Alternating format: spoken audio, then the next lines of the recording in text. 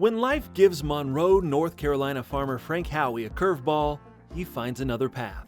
We started off extremely wet, like the Midwest, had a late planting spring, and then it turned off really hot and dry. Challenging weather is nothing new for the corn, wheat, soybeans, timber, and cattle farmer.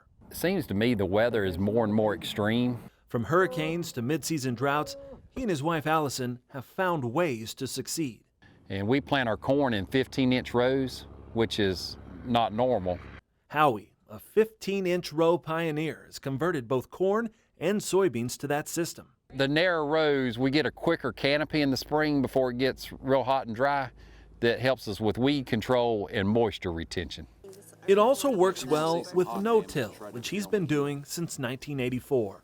The residue from the previous crop, if we don't disturb the soil, it helps as a barrier to break up the rainfall droplets to prevent erosion, but it also helps us store moisture in our shallow soils. A practice that one day may have dividends beyond the soil and moisture payoffs. We're going to be able to keep more carbon, and hopefully we're going to be able to supplement our income with the sale of carbon credits. He's also installed grassed waterways and taken on stream restoration projects.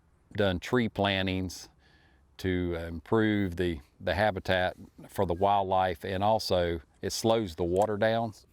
Adding rocks. We actually take the rocks that are a nuisance in our field and we'll make a rock dam with them to slow the water down.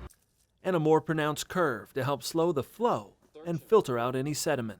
You know, we want to do our part to be sustainable and to look after the people downstream of us, and we hope the people upstream of us are doing a good job.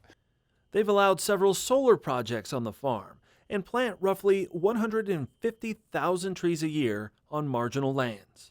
Loblolly pines or longleaf pine are what we normally plant, and they provide habitat and cover for wildlife, and it's a crop. As the city pushes out, Howey has utilized the demand to his advantage today and for tomorrow. But we've also looked at it as an opportunity to do a retail deal with the farm. A project he's planning to leave to the next generation. We've done a permanent conservation easement on our home farm, and it'll never be developed. It'll always be farmland. It's a legacy ready to weather any storm. You know, we're in it for the long term and for the next generation, and we want to be good stewards of the land and leave it better than we found it.